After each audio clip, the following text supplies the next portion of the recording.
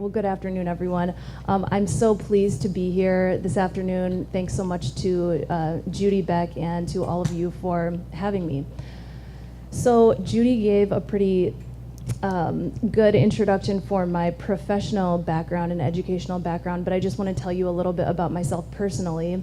I grew up in Muskegon, Michigan, and so grew up with water, right there in front of me. And I, through a little bit of a circuitous path, studied science and eventually settled on environmental science, started focusing on water issues, and then eventually got a degree in environmental engineering from the University of Wisconsin. And my research there was on water quality in Lake Mendota, the Lake Mendota watershed, and nutrient cycling in that system. And now I work for the US Geological Survey. So I'm going to give a little bit more background about what the USGS does. So we are a federal agency within the Department of the Interior. We are non-regulatory, don't do any enforcement, and the goal, the mission really, is to produce unbiased scientific information. So USGS provides scientific information about natural hazards. So earthquakes and volcanoes are a couple of topics that you all may have heard about USGS being involved in.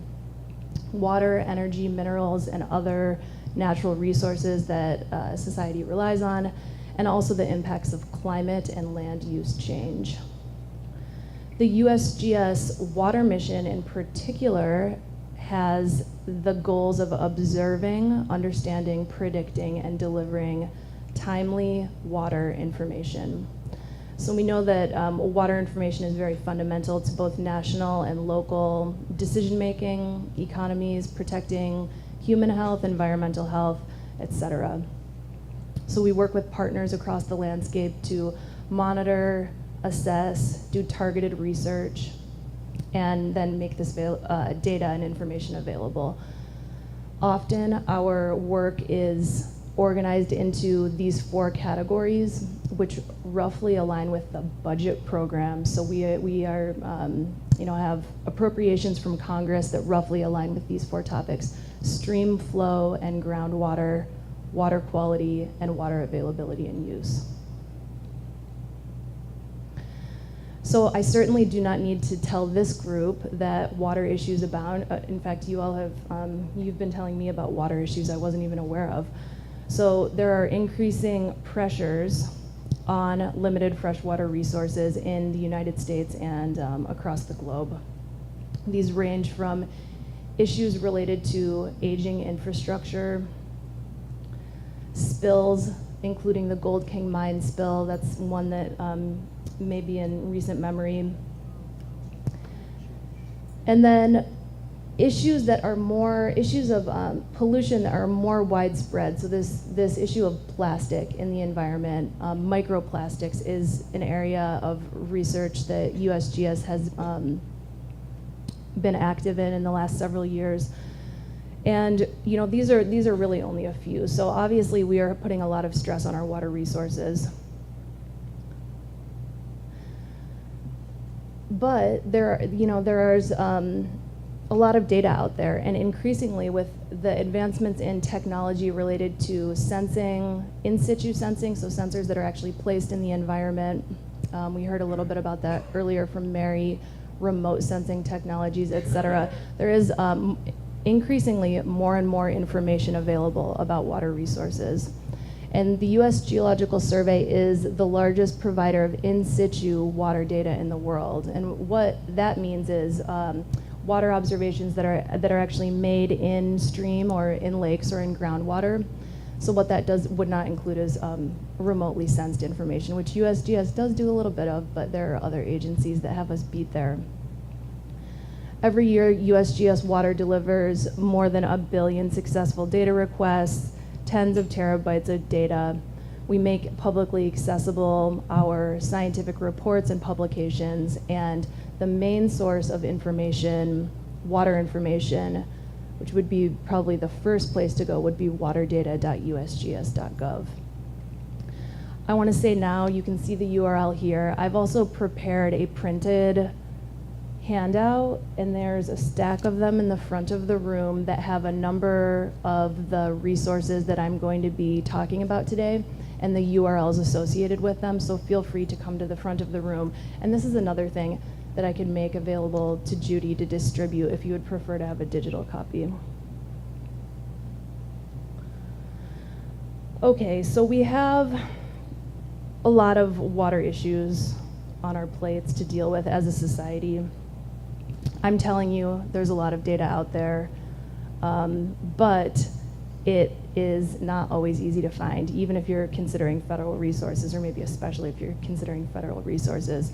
So there are a lot of challenges to finding water data out there on the web or by other means. Beyond the US Geological Survey, there are, I believe the number is something like 13 federal agencies that deal in water information. There are hundreds of state, local, tribal, and other entities that make water observations and make those available in some way, shape, or form. So there's data all over the place. And the challenges that can be associated with finding this, they put a very large burden on users of the data, people who are trying to access those data to do something with them. One of the first challenges, and these are probably going to be common to the people in this room that have worked on watershed reports and pulling together water information for the studies that I've heard about this afternoon. One of the first challenges with this is that there are a number of different data delivery media, so through websites, web services, like an application programming interface is another way to access data. You might be able to access data by making a request to someone through email.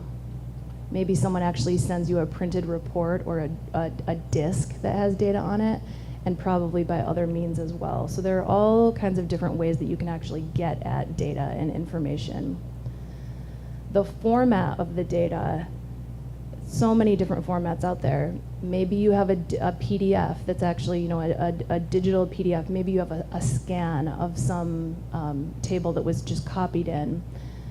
Comma-separated files. JSON is another format that is increasingly common, and a number of others. So if you want to bring data together, you may have to consider these different formats, and that puts a burden on the user.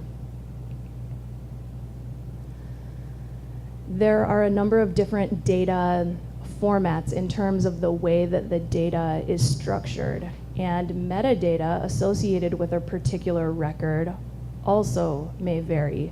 So as an example, let's say I have a temperature sensor and I take it down the street and lower it down over the bridge. I'm not sure of the name of the bridge that's just over here, but I lower it down and drop the sensor into the water. If I were to do that, I would be using a particular sensor. I'm doing that at a particular moment in time, at a particular location. There's uncertainty associated with that measure. And a number of other pieces of metadata or data about that particular observation, which might just be, the water is 60 degrees Fahrenheit. There's other data associated with that point that is very important for the use, additional use, and we refer to that as metadata. It comes in many different formats. And then another challenge associated with finding and using water data is that there are a number of different measurement methods, and those can be challenging to translate across. So all of this all together makes it quite, as I've said, quite challenging to bring together data from different sources, to integrate it, to make it consistent and unambiguous. That's something that is important when you're wanting to use data to establish, test a hypothesis, is that your data is unambiguous. Okay, so we have these challenges, and there has been a movement in recent years that has been really evident in the federal government. So I'm going to tell this story from the federal water data perspective, but the open data movement is something that is really happening across the landscape in other sectors as well. We are living in the information age, and so there has been, at the federal level, a recognition of challenges and improvements that could be made, whether through regulatory mechanisms or otherwise, to improve access to federal data. So thus was born what I'm terming the federal open data movement. The Obama administration made a push for open data in 2013. So this was a memorandum, so a policy to make data open, also to make source code open. So computer code that is used to process data, making that open if it's a federal resource, and also to make publications and reports that are funded with federal dollars open. So how does this connect to water data? Well, this is very relevant to water data. And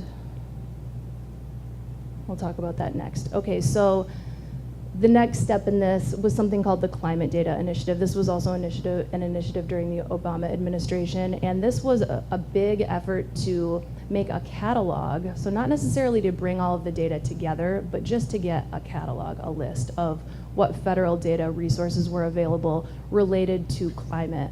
So at the URL data.gov/climate, you can find a whole slew, probably tens of thousands of data sets from federal agencies related to climate, and water was one of the themes within this. So our office, then at that time it was called the USGS Office of Water Information, was actively involved in pulling together water data resources for this initiative. And out of that then grew something called the Federal Open Water Data Initiative. So you can kind of see we're focusing in here on water data and water information. This initiative was spearheaded by then Assistant Secretary for Water and Science in the Department of the Interior, Ann Castle. And this activity was started out of the Advisory Committee on Water Information. So this brings it home to the FACA that has been mentioned a couple of times already, this ACWI, Advisory Committee on Water Information. So what this group did was to take a look at water data and the challenges associated with it, and to say what do we need to do here with water data to make it more accessible, recognizing those challenges that I stepped through earlier. And so there's a conceptual framework associated with it that starts with making a catalog so that you know what is out there just to start with. You can see mention of consensus standards, so getting those formats standardized.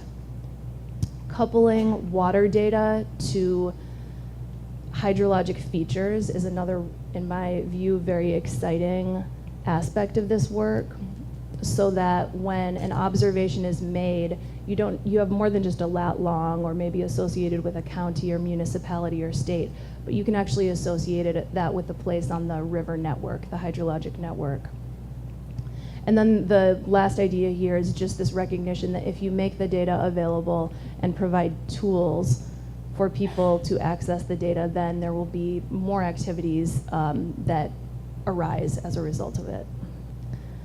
So bringing us to the topic at hand, the Internet of Water, I'm going to talk a little bit about this concept, the Internet of Water, and this report that came out of the Aspen Institute dialogue series on water data. So the Aspen Institute, for those of you who may not be familiar, it's a nonpartisan forum for values-based leadership and the exchange of ideas. It's been around since after World War II. And in 2016, the Aspen Institute Annual Water Forum, in that forum, there was identified this challenge of sharing an integrated water data across sectors, so private sector, public sector, nonprofit, et cetera. And this institute convened a number of meetings to look into this a little bit further and to see if they could make some recommendations. What is different about this activity in 2017 as opposed to the previous three is that it's actually taking it beyond the federal government, including representation and views from more than just the federal government, from the other levels of government and from the private sector as well. So for the rest of this talk, what I'm going to do is to step you through the recommendations of this report so that you've got a sense of what's in it. You can also find it on the web and read it yourself. And for a couple of these recommendations that the report makes, I'm going to give some examples of how USGS is kind of actively working in this area.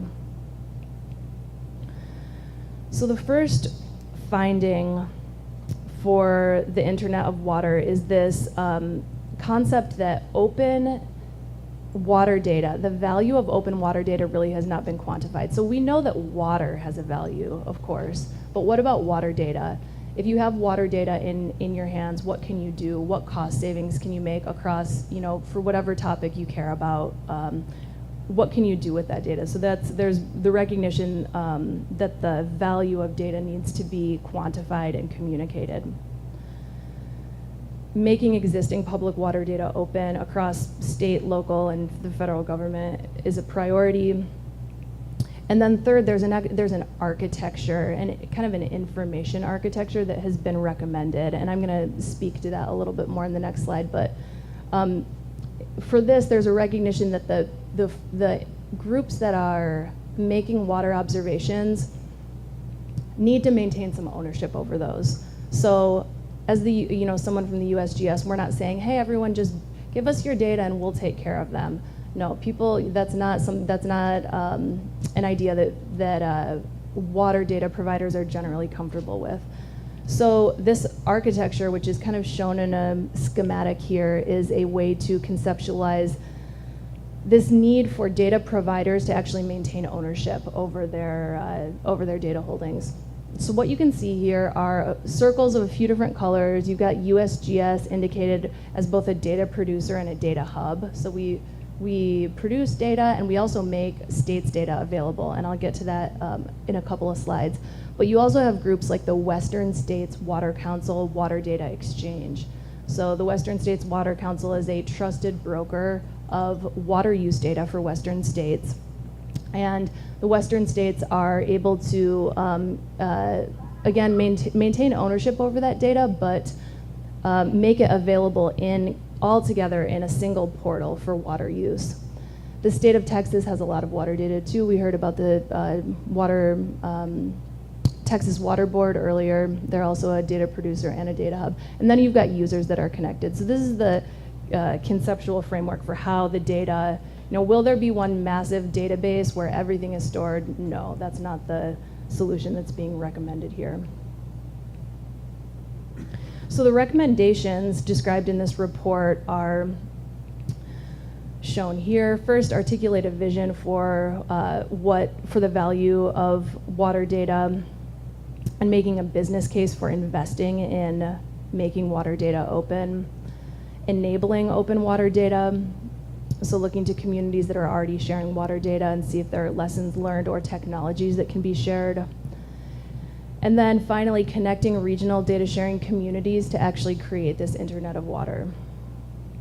So now I'll step into some of these specific examples. So I already spoke a little bit about making a compelling case for investing in water data sharing.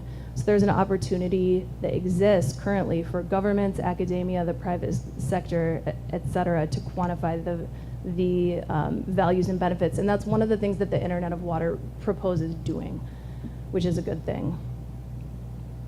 Okay, the second recommendation here is about regional pilots that solve near-term water management problems for key stakeholders through shared and integrated water data.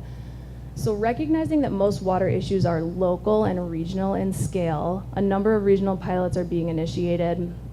And one of the examples here that I want to share with you all is around water use information. So water is withdrawn and used for public supply, for agriculture, irrigation, industrial uses, et cetera. And the USGS is actually congressionally mandated on a 5-year basis to produce national reports of water use at the down to the resolution of the county scale. Since 1950, the USGS has reported this information, so we have a really long-term and consistent record of water use at the national scale. And just this past month, the 2015 report was released. So here we are in 2018, and the 2015 report was released. And that the delay there, that latency in the data, is in part related to how the data are collected. This is an image of the water use by county.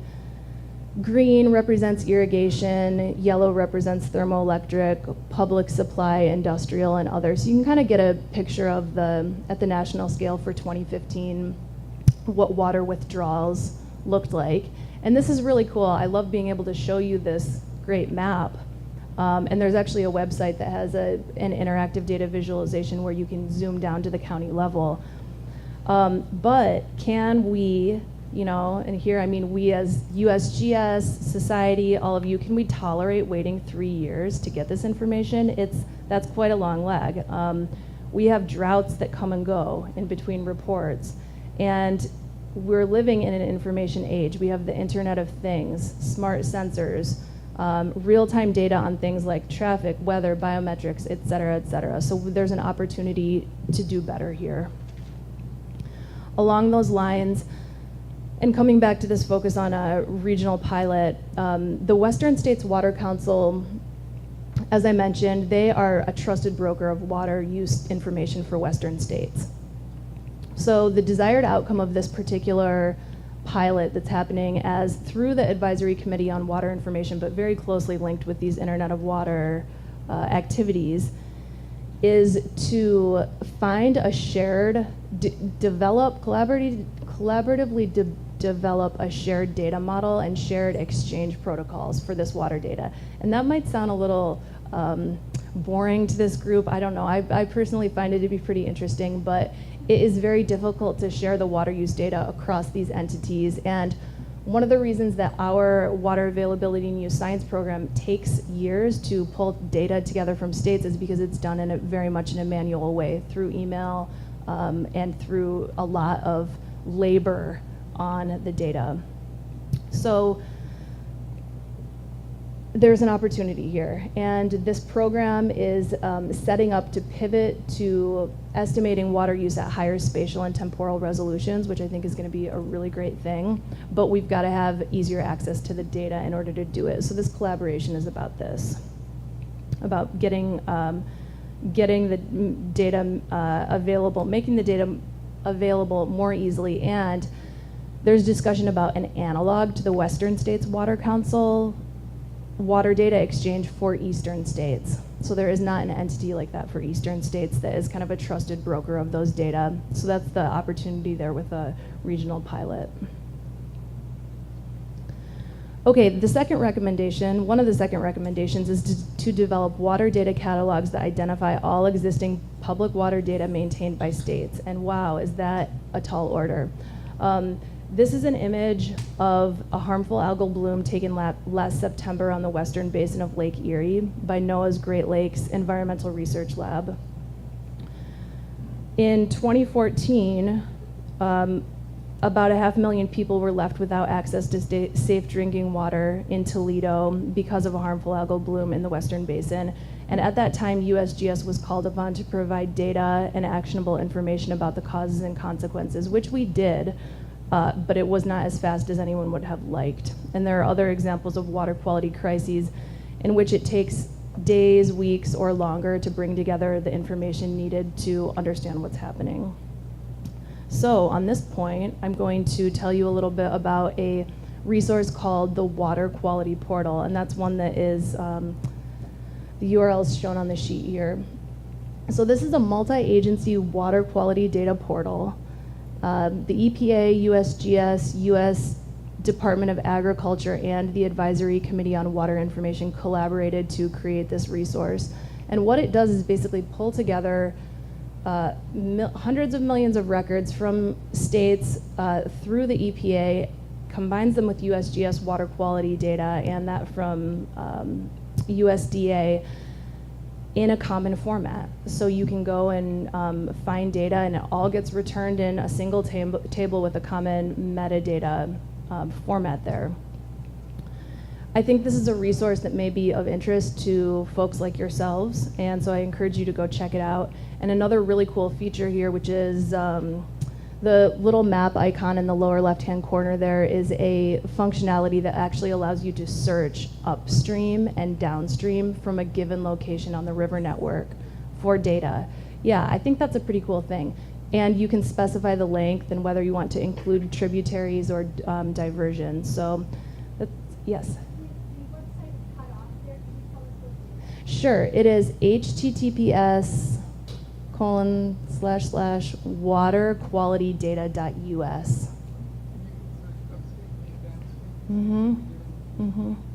Yep. Oh yes, the question is whether you can search upstream and downstream from a particular location on the network. Well, there's data that go back more than 100 years. The USGS has some data from quite a long time ago that are included in this portal, but it's it's from a lot of different, up to, I believe the data are refreshed on something like it's either daily or weekly from EPA's STORAT and from the USGS database.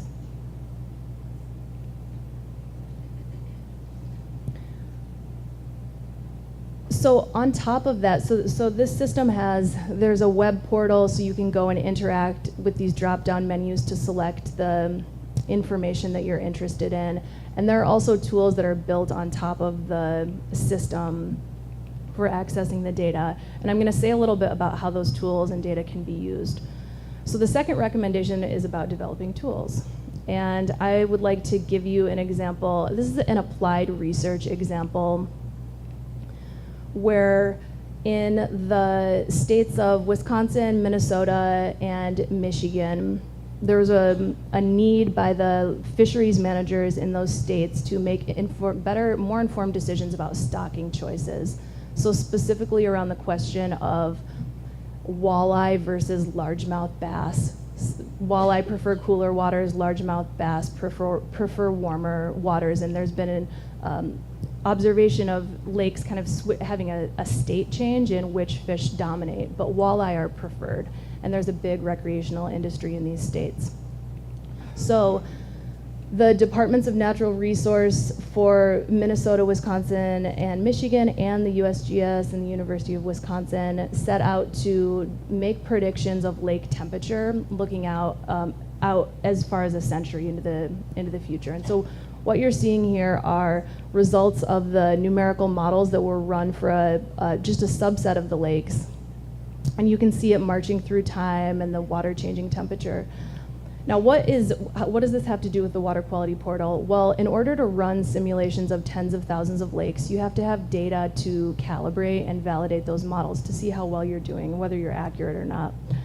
So that system was used, and really this research couldn't have been done without the water quality portal. So this is somewhat of a research and kind of maybe a bit more of an academic example, but it has really important applied uses so that these departments of natural resource can make good decisions about where they are stocking, putting investments in stocking, fish stocking.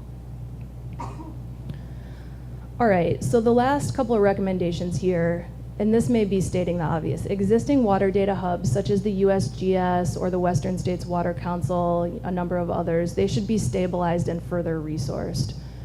So I'm gonna say a little bit about the USGS Water, our appropriated budget outlook. So in FY18, we do now have a budget from Congress, which is great. And we did see, the water mission area did see a modest increase from the fiscal year 17. And in the House mark, so kind of the proposed budget that we have seen right now, not the president's budget, but the House of Representatives, we have, there's proposed a $13.5 million increase for water observing system modernization. And this potentially could have some good impacts for stabilizing and further resourcing our information systems. Last recommendation is this one, to create a backbone organization that would structure and enable a system of federated data. So say there's data being observed on farms in Iowa, and the farmers are willing to share those information and maybe aggregate it up to some scale. It would be great if there was an entity that could be a broker of that information to help make it available. So that's what's being proposed here. It's been proposed that it's a nonprofit organization that has a cooperative agreement with some kind of a federal agency. So I'm really pleased to say that a couple of the folks that were involved in the Internet of Water Aspen Institute activities, Martin Doyle and Lauren Patterson, they've actually secured funding from a number of private foundations to establish this organization to actually do work on this, and they have resources secured to have a couple of technologists and communications people, and they'll both be involved. So this is really great, and we do have in the works some kind of a cooperative agreement between this entity and with USGS. So with regard to those recommendations, we have a long way to go, certainly. I've given a couple of examples of how USGS is involved and is working to push these things forward. And the last thing I wanted to say was just that USGS, I've heard you all are so curious and interested and passionate about water issues in your particular regions, and I think that's really wonderful. And I want to mention that the USGS does have water science centers in all 50 states and in Puerto Rico. And at these water science centers, there are all kinds of local research being done on issues of the kind I think people like you would be interested in. So just to take Wisconsin as an example, there's research on microplastics in the Great Lakes, impact of coal tar sands mining on groundwater quality and availability, human and bovine viruses in urban streams, edge of field monitoring, impacts of road salt on surface water, and just on and on and on. A lot of really great work being done, and that's just in the state of Wisconsin. So this would be potentially a great resource if you're interested in learning more about water in your area. And the last thing I'm going to do here is just show on the screen what is printed on the card here. And Judy Beck encouraged me to save time for questions and discussion and potentially demos of some of these things, so hopefully we still have time for some of that. Thank you for your attention.